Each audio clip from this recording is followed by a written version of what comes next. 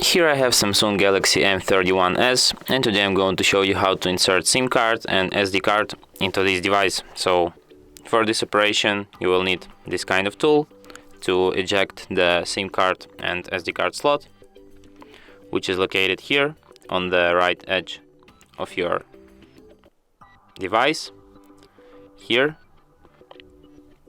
And what you have to do is to put this tool inside the hole next to the slot, and the slot will come out, and here you have to put your SD card, and on the other side you have to put your SIM card, and then put it back into your device.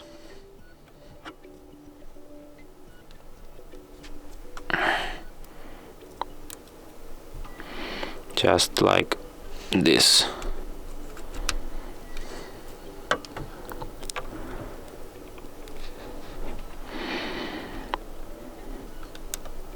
And as you can see, I can't unlock my device without entering the SIM card pin, which is the proof that SIM card is read. Let's enter pin.